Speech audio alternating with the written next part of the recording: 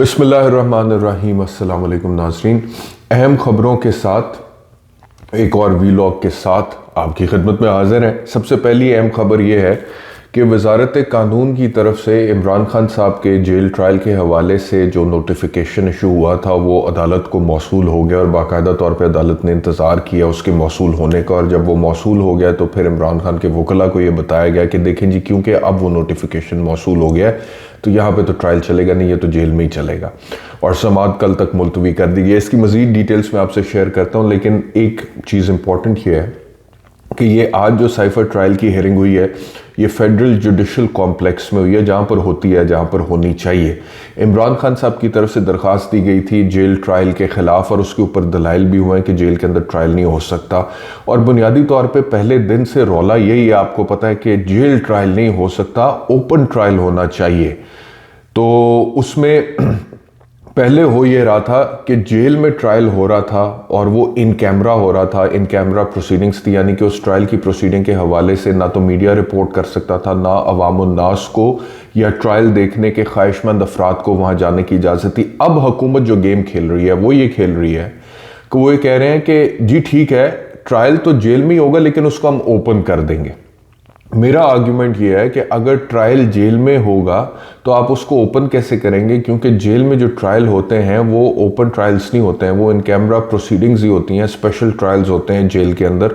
और अगर आपने ओपन ट्रायल ही देना है, जो कि अब इस्लामाबाद हाई कोर्ट के डिविजनल बेंच का फैसला है कि ओपन ट्रायल फेयर ट्रायल होना चाहिए, तो फिर वो अदालत में ही होना चाहिए, यानी कि जुडिशल कॉम्प्लेक्स में ही होना चाहिए या हो सकता है। तो अगर उसके जो लवाजमात है उसको जेल में पूरा किया जा सकता है तो फिर वो जुडिशल कॉम्प्लेक्स में क्यों नहीं पूरा किया जा सकता। तो इससे हुकूमत की जो नीयत है वो जाहिर होती है और वो ये है कि वो जेल में ही ट्रायल करना चाहते हैं जैसे कि पहले हो रहा था। लेकिन पहले वो वबांगे दोहल बिल्कुल मतलब कि बगैर किसी खौफ के कह रहे थे कि जी जेल में ट्रायल हो रहा है और बिल्कुल ठीक हो रहा है, इन कैमरा हो रहा है तो बिल्कुल ठीक हो रहा है। लेकिन अब क्योंकि इस्लामाबाद हाई कोर्ट के डिविजनल बेंच का फैसला आ गया कि jail trial in camera trial दुरुस्त नहीं है, तो अब दोबारा वो जेल में ही करते हुए उसको लिबादा पहनाना चाह रहे हैं ओपन ट्रायल का। लेकिन क्या वो लिबादा पहनाने में कामयाब होंगे?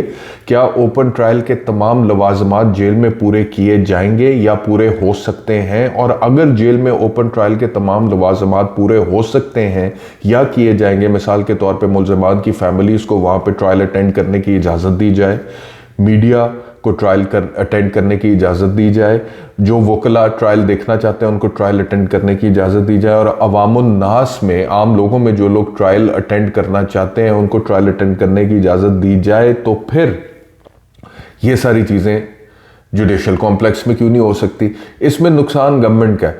देखें, अगर मिसाल के तौर पे सर्टनली अवामुन्नास को अगर इजाज़त दी जाए इमरान खान का ट्रायल अटेंड करने के हवाले से, तो वो तो अवाम का एक समुंदर वहाँ पे उमड़ आएगा। बहुत सारे लोग, इमरान खान की सर्टनली फॉलोइंग तो है, तो बहुत सारे लोग ख्वाहिश का इजहार करेंगे कि हम जाकर देखना चाहते हैं। तो जेल में आप कितने लोगों को अकोमोडेट कर सकते हैं? आप एक सर्टन लिमिट तक ही लोगों को अकोमोडेट कर सकते हैं, उससे आगे नहीं कर सकते हैं। तो जितनी भी लिमिट आप रखेंगे तो उस पर फिर एतराज़ उठेगा कि देखें जी इतनी लिमिट रख के बाकियों के ऊपर उन्होंने एतराज़ उठा दिया। अदालत में जो रेगुलर कोर्ट है उसकी जो लिमिट है वो सबको पता है, और उसमें फिर गवर्नमेंट के ऊपर, क्योंकि अदालत में जब ट्रायल होगा वो लिमिट पूरी होगी, बाकियों को आप इनकार कर देंगे, तो कम से कम उसमें हुकूमत के हवाले से तो कोई पॉइंट नहीं रेस किया जा सकेगा ना, कि क्योंकि अदालत में जितनी जगह उतनी लोगों को अकोमोडेट किया जा सकता है, तो हुकूमत की नीयत का सवाल पैदा नहीं होगा। लेकिन जेल में करेंगे तो नीयत का सवाल पैदा होगा। लेकिन नीयत की फिक्र यहाँ पर किसे है? क्योंकि हुकूमत की नीयत में कुछ ना कुछ झोल तो है, जो कि वो दोबारा इसको जेल में ही करना चाहते हैं और जेल ट्रायल में ही ओपन ट्रायल इमरान खान को ऑफ़र करना चाहते हैं। लेकिन इमरान खान को वो कबूल नहीं है, इमरान खान के वकला को वो कबूल नहीं है, और मेरे ख्याल में पाकिस्तान तहरीक इंसाफ की बड़ी तादाद में कारकुनान को भी वो कबूल नहीं है। आज भी जो प्रोसीडिंग हुई है वो इस तरह से हुई है कि जब इमरान खान की दरख्वास्त पर बहस हो रही थी और उस टाइम पे वकला ने कहा कि सर ये तो दोबारा जेल ट्रायल नहीं हो सकता है, तो वो उनको मुल्ज़िमान को यहाँ पर प्रोड्यूस किया जाए, मुल्ज़िमान को प्रोड्यूस किया जाए। तो उस पे जज अबुल हसनात ज़ुल्करनैन, और उन्होंने कहा कि जी आप इंतज़ार करें, जो नोटिफिकेशन है अगर वो वज़ारत कानून का जेल ट्रायल के हवाले से, वो अगर मुझे मौसूल नहीं होता थोड़ी देर में, मतलब कि जज साहब ने बाकायदा तौर पे उसके मौसूल होने का इंतज़ार किया, तो मैं मुल्ज़िमान के प्रोडक्शन ऑर्डर जारी कर दूंगा। फिर वक्फ़ा ले लिया, फिर वक्फ़ा हुआ, तो वक्फ़े के बाद जज साहब आए, तो फिर उन्होंने कहा कि वो नोटिफिकेशन तो मौसूल हो गया है, तो अब समाअत कल होगी। इस पे फिर शाह महमूद कुरैशी के वकील अली बुखारी ने कहा कि कल हफ्ते का दिन है, हफ्ते के दिन समाअत करना मुश्किल होता है जी, हमारे लिए हमारे दीगर केसेस लगे होते हैं, तो 5 दिसंबर को कर लें। उन्होंने कहा 5 दिसंबर को दोबारा कर लेंगे, लेकिन कल मुल्ज़िमान की हाज़िरी के लिए तो समाअत होगी, और उन्होंने फिर कल ही इसे फिक्स कर दिया। और साथ ये बावर कराया कि क्योंकि इस्लामाबाद हाई कोर्ट का 28 नवंबर का एक ऑर्डर है जिसमें 4 हफ्ते में ट्रायल को मुकम्मल करने की डायरेक्शन इस्लामाबाद हाई कोर्ट ने दी है, तो लिहाजा कल ही समाअत रखना बहुत अहम है। अब कोई जज साहब को ये बताए कि वो जो डायरेक्शन है वो शाह महमूद कुरैशी के ज़मानत के फ़ैसले को मुस्तरद करते हुए डायरेक्शन दे दी थी, और जिन जज साहब ने डायरेक्शन दी थी उन जज साहब का तो ये हाल है, chief justice Aamir Farooq Islamabad high court के, कि उन्होंने इस ट्रायल के भी जेल में होने को सही करार दिया था, जो कि फ़ैसला बाद में उन्हीं के ब्रदर जजेस ने इस्लामाबाद हाई कोर्ट में 2 जज साहिबान ने उसको गैर आइनी करार दे दिया। और अब उसके खिलाफ दोबारा जो है, क्योंकि वो गैर आइनी करार दे दिया गया था, तो उसके मुताबिक अब प्रोसीडिंग आगे चलाने की कोशिश हो रही है। तो जो इस्लामाबाद हाई कोर्ट के चीफ जस्टिस हैं, उनका तो जो टिल्ट है या उनकी जो तरीक़ा कार है, वो बकौल पाकिस्तान तहरीक इंसाफ के वाज़े है, और वो इस इमरान खान के ख़िलाफ़ या पीटीआई के ख़िलाफ़ फ़ैसले देते हैं, और जेल ट्रायल से भी वो सेटिस्फाइड थे जो कि पहले हो रहा था। और अब उन्होंने ही कहा था कि फ़ौरी तौर पे इसको मुकम्मल किया जाए 4 हफ्तों के अंदर।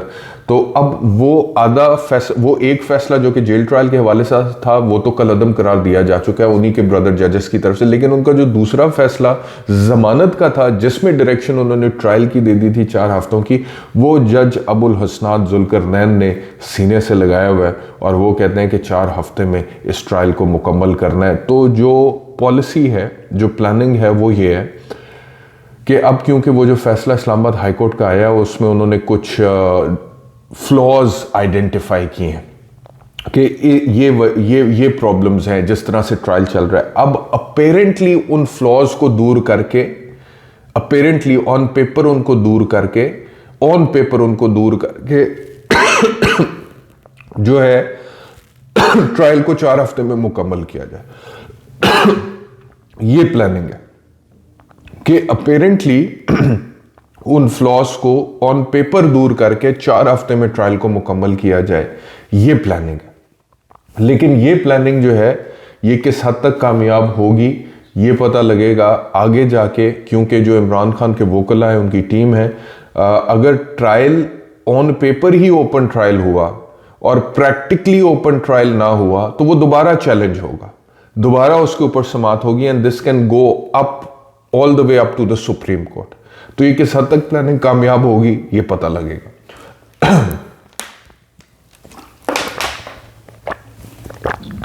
तो ये तो थी जी पहली स्टोरी।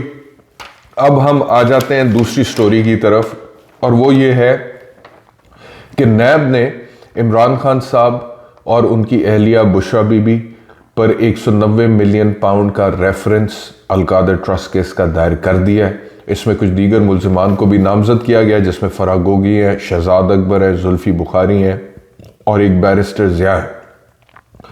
और मैं कई दफ़ा पहले कह चुका हूँ कि ये जो 190 मिलियन पाउंड का रेफरेंस है, या तो इमरान खान की ज़ाती जेब में ये पैसे गए हैं, या फिर उन्होंने किसी सरकारी खाते में डाल दिए हैं जो कि अभी तक रिकवर नहीं हो सका है, या किसी पब्लिक प्राइवेट फंड में लगा दिए हैं, प्रोजेक्ट में लगा दिए हैं, किसी डेवलपमेंट के काम में लगा दिए हैं, तो फिर तो बहुत सारे सवाल इसके ऊपर उठ सकते हैं। लेकिन the proposition is very simple as this कि 190 मिलियन पाउंड एनसीए ने हुकूमत पाकिस्तान को दिया, हुकूमत इमरान खान की थी, वो प्राइम मिनिस्टर थे, और उन्होंने वो सुप्रीम कोर्ट के हवाले कर दिया। और सुप्रीम कोर्ट ने फिर उसको मलिक रियाज के अकाउंट में एडजस्ट कर दिया और वो पैसा मलिक रियाज साहब के अकाउंट में एडजस्टेड। तो अब अगर उसको रिकवर करना है हुकूमत ने तो वो वाया सुप्रीम कोर्ट मलिक रियाज साहब के अकाउंट से रिकवर करना है। इमरान खान की ज़ाती जेब में क्या गया है इसका कोई जवाब नहीं, लेकिन बाकी जितने भी मामलात हैं उसके ऊपर आपको डेवलपमेंट सुनने को नहीं मिलती है, लेकिन ये डेवलपमेंट मिलती है। क्यों? क्योंकि तारीख़ के एक बदतरीन सियासी इंतकाम के दौर से पाकिस्तान गुज़र रहा है, जिसमें जो बुनियादी तौर पे चीज़ें डिज़ाइन हो रही हैं या आगे बढ़ी हैं पाकिस्तान की सियासत में, वो सिर्फ इसी हवाले से डिज़ाइन हो रही हैं कि इमरान खान को सियासी तौर पे नाकाम करना है, इमरान खान को सियासी तौर पे ख़त्म करना है, और इस वजह से ये मामलात उस तरीके से चल रहे हैं। तो 190 मिलियन पाउंड का जो रेफरेंस है वो नवाज शरीफ साहब, जरदारी साहब या दीगर सियासतदानों के रेफरेंसेस जो हैं वो आहिस्ता आहिस्ता करके उन लोगों को रिलीफ मिल रहे हैं, और इमरान खान साहब के ख़िलाफ़ अब रेफरेंसेस बन रहे हैं। और इसमें अगर कोई ये समझता है कि अब कम से कम अब लोगों को ना ये क्लियर हो गया है, पहले जब नून लीग वाले बोलते थे या पीपल्स पार्टी वाले बोलते थे कि नैब पॉलिटिकल इंजीनियरिंग का एक टूल है और इसका और कोई फ़ायदा नहीं और इसको ख़त्म होना चाहिए, तो लोग कहते थे देखो यार इन्होंने खुद चोरी डकैती की हुई है ना, इस वजह से ये कहते हैं नैब क्यों ख़त्म होना चाहिए। लेकिन अब जिस तरह इस्तेमाल नैब का या पाकिस्तान के तमाम लीगल मशीनरी का इस्तेमाल इमरान खान के ख़िलाफ़ भी हो रहा है, और जहाँ पे सही होगा वहाँ पे होना चाहिए, लेकिन जिस तरह से हो रहा है तो वो लोगों को अब ये क्लियर हो रहा है कि यार ये तो वाकई ये पॉलिटिकल इंजीनियरिंग का टूल है नैब, ये तो वाकई लॉ मशीनरी सारी इस्तेमाल होती है सियासी मकासद या सियासी अहदाफ के हसूल की खातिर, इसका इंसाफ से तो या कानून से या कानून की बालादस्ती से तो कोई ताल्लुक नहीं है। ये तो जब दिल करे कि जिसको आपने मतलब के सियासी इंतकाम का निशाना बनाना है या जिसके ऊपर ज़मीन तंग करनी है, तब इन चीज़ों का इस्तेमाल हो जाता है, कानून का, अदालत का, लॉ इन्फोर्समेंट एजेंसी का, नैब का। अब लोगों की ना ये सोच बहुत ज़्यादा डेवलप हो गई है। तो बहरहाल एक खबर ये है। तीसरी खबर है कि बैरिस्टर गौहर ने कागजात नामजदगी जमा करा दी हैं और कल 2 दिसंबर को intra party elections Pakistan Tehreek Insaf करवाएगी। लेकिन मैंने पहले भी कहा था, मैं फिर कहता हूँ कि सोने के भी बन के आ जाएं पीटीआई वाले। फ़िलहाल इलेक्शन कमीशन ऑफ पाकिस्तान ने कुछ ना कुछ करना ही है, कोई ना कोई पॉइंट निकालना ही है। और आखिरी जो ख़बर है वो कल की जो ख़बर थी उसमें अलीमा खान का रद्द अमल आया है। उन्होंने कहा है कि शर्म हया ख़त्म हो चुकी है, ये घरों तक पहुंच चुके हैं। प्रेसिडेंट निक्सन अमेरिका में एक सदर थे, उनको गुफ्तगू, लोगों की गुफ्तगू रिकॉर्ड करने पे गैर कानूनी तौर पे निकाला गया था, यानी कि सदारत के ओहदे से उनको निकाला गया था। इख्तलाफात हों या ना, सब इमरान खान के लिए खड़े हैं। ये बुशरा बीबी के साथ इख्तलाफात के सवाल पे उन्होंने जवाब दिया है, और जो वो ऑडियो है उसकी तस्दीक या तरदीद करने से इनकार कर दिया है।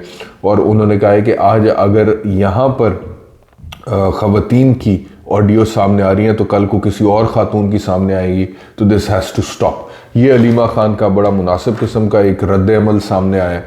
आज के व्लॉग में इतना ही। बहुत शुक्रिया, अपना ख्याल रखें। अल्लाह हाफ़िज़।